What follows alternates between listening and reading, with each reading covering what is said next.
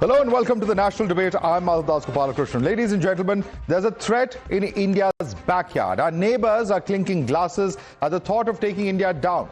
Whether we're talking about Pakistan, China, with whom we share a long, complicated relationship, or a new country to join this anti-India group, which is Bangladesh.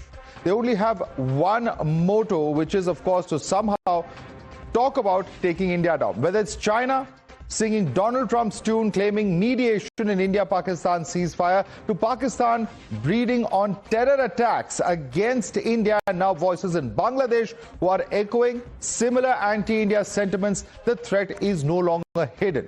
It is coordinated, it is getting loud, and is growing. As radicalism rises in the neighborhood and alliances form in hushed corridors, India faces hostile fronts across its borders. But all the more, it seems like India's Operation Sindoor did manage to rattle more than one in the neighborhood. The big question is the time for strategic silence over? Can India call out this threat? And more importantly, is the neighborhood turning into a battleground?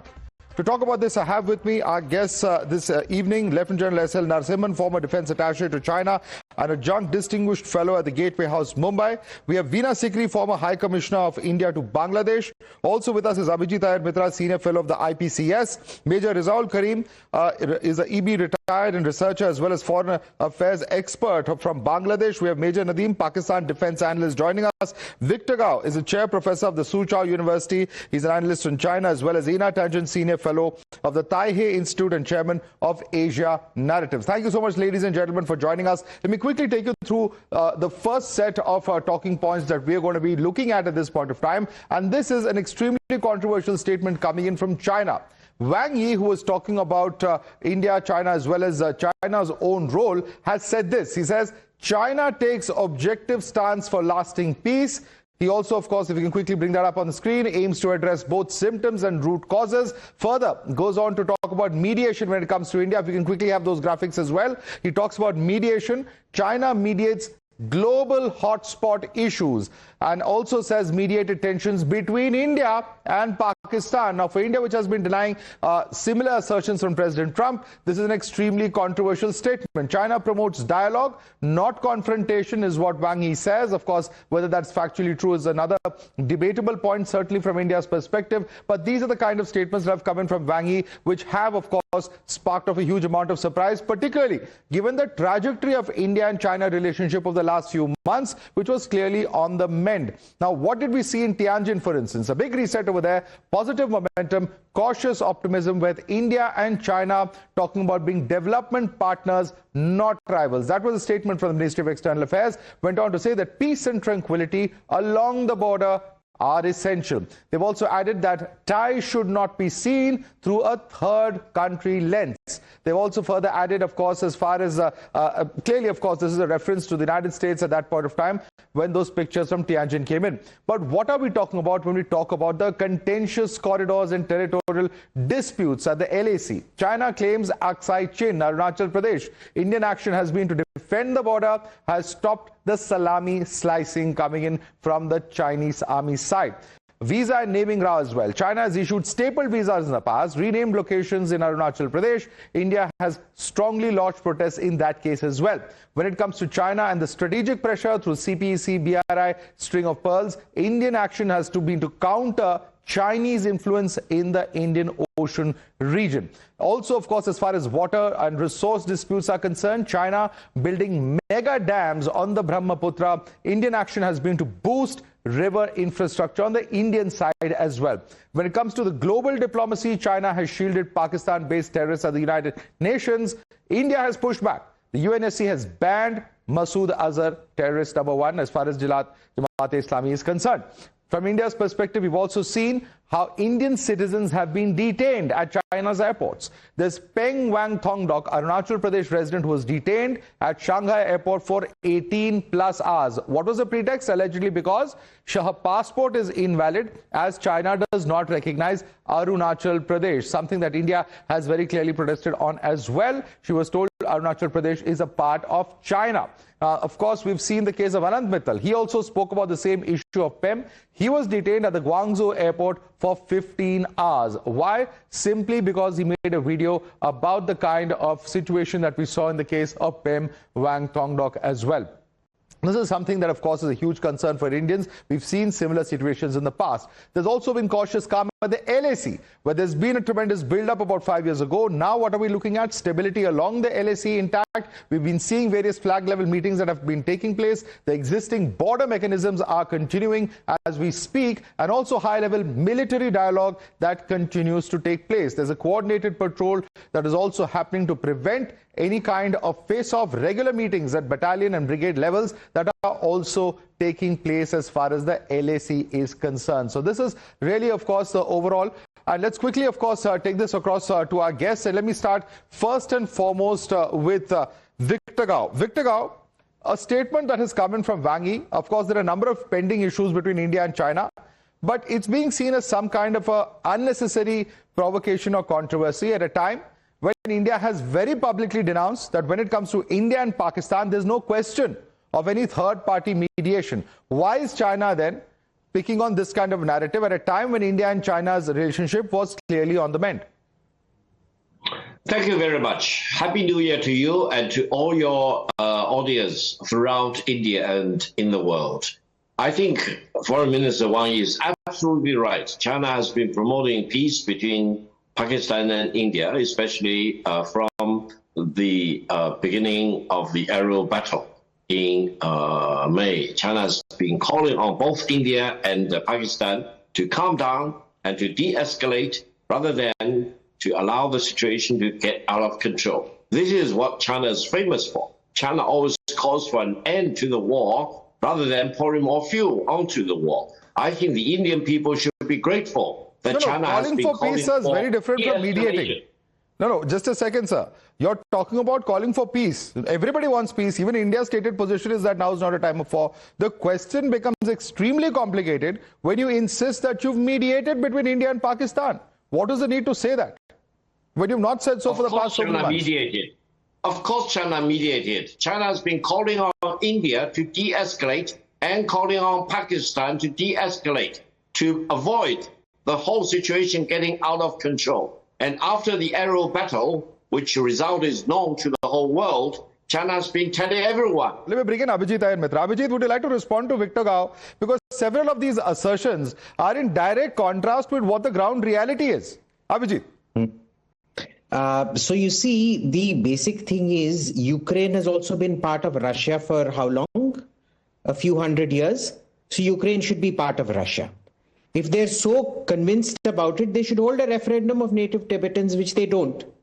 For them going, their armies going and conquering thing is not colonial. See, the McMahon line, British control of India is as valid as Chinese control of Tibet. It can't be that when, East Asians do colonialism, it is liberation. And when white man does colonialism, it is colonialism. Okay, so this is the kind of typical, dogmatic Communist Party gobbledygook we get, which is why, Chinese diplomacy isn't taken very seriously, number one.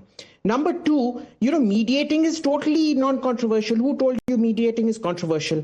I have personally mediated between Taiwan and China. I have lots of friends in the Chinese Foreign Ministry and the People's Liberation Army, and I have friends in the Taiwanese army. In fact, I've hosted Chinese and Taiwanese friends at dinner for my place. So I keep mediating just as I am as much an international negotiator as Wang Yi, you see, no less. I think Ambassador Sikri and General Narasimhan can vouch for this. She's seen me in action in Bangladesh. She knows my negotiating skills. So I'm very good at it myself. Why am I any less than Wang Yi? Third, you see, Arunachal may be South Tibet. As far as I'm concerned, Tibet is North Arunachal. That is my view on the subject. And I think my view are just as valid as anybody else's. Third, when it comes to, much ado about nothing, our other Chinese friend was quite right. One article in the Global Times doesn't really make for much, except is the Chinese themselves who talk up global times as basically some kind of a bellwether of their own foreign policy thinking. So, it's like saying the global times essentially says what Wang Yi does not want to say in black and white terms. Not that anybody in China takes their own foreign ministry seriously. It's really the People's Liberation Army that keeps making policy. The foreign ministry, when I'm in China, when I'm in Beijing, they themselves tell me, please don't take our foreign ministry seriously. Of course, they can't say that for a TV program, but in private, they're very happy to say it. Major Karim, what really is happening? Are we looking at Bangladesh and Pakistan? Obviously, it's very clear that this government wants to push Bangladesh closer to Pakistan, but the cost of that and the security implications of that we're already seeing. And if this is just a trailer, just imagine if this actually happens, officially speaking. Major Karim. Yeah, thank you. Actually, before answering your question, just I will have to attend a few aspects. That number one, you had been mentioning about the growing anti-India sentiment in Bangladesh, and number two is that there are some statements from Bina Sikri that she was mentioning that she doesn't agree with the incident of July 24 as a revolution. She wants to term it's a systematic or it's a pre-planned some action. I fully disagree with that. Actually, it was a revolution and it is accepted all over the world other than India. Now, my point is that, see, if you really express your concern that about the growing sentiment, or if you really become concerned that the growing Indian sentiment in Bangladesh, then you will have to must attend the sentiment of Bangladeshi people. You have observed that after 24th, after July 24th, actually none of the states like Pakistan, China, Myanmar, there are many other countries who all are the neighboring state and who all are having very good relation with Bangladesh since the independence. Major Nadeem, may I ask you a simple question? Wait. Simple question. How often do you see the US ambassador engage with student protesters? There are messages of condolences for Usman Hadi. How often does that happen? Is he the head of your state? My question to you, why only India expressing such concern, so negatively expressing the false narrative against Bangladesh? When Sheikh Hasina was doing who's supposed to do anything? While Sheikh Hasina was the law and order is under the Bangladesh government. What do you want the Indian government to do? And you answer me. Last 17 years, what had been doing? Targeted killings taking place in this manner. There were many more incidents. There were extrajudicial killings. There were humanitarian, that is the mass killings. There were so what are you saying? Thousands incidents. But if your government is unable to tackle the situation, then obviously people will speak up. You have a Supreme Court, you have a government, you have a police. That our government is unable, because after 2024, it's India who is playing just against Bangladesh. Why? Not at all, sir. In fact, it's very well documented that the intervention was against, as far as United States is concerned. Okay, what has India played? Tell us. What has India played? Don't provoke our Bangladeshi Hindu community. Don't provoke them. Nobody is provoking anyone, sir. But if people are being targeted and killed, then obviously you expect people to talk about it. Our Hindu community, they are Bangladeshi citizens. They have the equal rights. So don't provoke. So why are they being killed? If they are citizens, why are they being killed? Tell us. Because there is a conspiracy of India. Conspiracy of India? Yeah. Conspiracy of India to kill citizens. Because India wants to make an issue. You know, this is so bizarre. This is so bizarre, Major Nadeem. Do you have any idea what you're speaking? Do you have an iota of evidence to back up that claim? Why I'm telling this? Because you are placing things so negatively. You prove what you're saying. Do you have any proof for your claim that it's India who's killing them? See, before a while, one of our panelists... No, justify your claim. No, I'm not going to let you get away with this. You are making a very irresponsible claim, Major Nadeem. Prove your statement that India is behind these killings. Prove your statement. Do you have any proof? Do you have any proof? I ask you. They are being killed, sir. What more proof do you want? Do you have proof that it's India? You are the one leveling the charge against India. Look at the shots of the rioting. Look at the rampant encouragement. Look at this is Deepu's lynching. This happens in any civilized country where there is rule of law. What are you talking, Major Nadeem? And what does your government do? It takes days and days to come up with any kind of investigation, to make arrests. This is a complete failure. No, I'm sorry. Diplomacy does not work like this. If there are incidents of law and order, a firm message has to be sent out. There are individuals from all banned groups in your interim government today, and you are trying to preach us about India's role. India is not. If there is radicalism being promoted by your government, it will be exposed internationally, whether you like it or not. Veena Sikri, I want you to respond to Major Nadeem, because it's one thing to counter things diplomatically. No. These are complete conspiracy theories without any proof that he's peddling now. This is what India is doing. Calm down now, Major Nadeem. You had your say. Listen to the response now. Please, I want to say.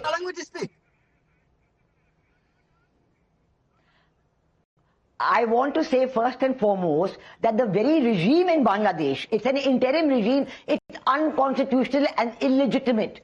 It was sworn in on a constitution that has no provision for an interim regime. And then they are trying to prolong their life by saying we will have no elections for 4 years, we will have reforms and so on. It is the people of Bangladesh who are objecting to it. It is the people of Bangladesh who want elections, who want a return to democracy.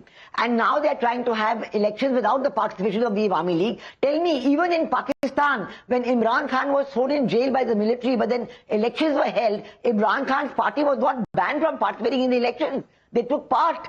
And here you have a situation where in Sri Lanka elections were held, Rajapaksa was brought down, but his party took part in the elections. But here in Bangladesh, they are so scared of the popular support of the Awami League, which is very much intact. The 35-40% support is intact. And the people of Bangladesh are very unhappy. What they're doing to the minorities is well documented.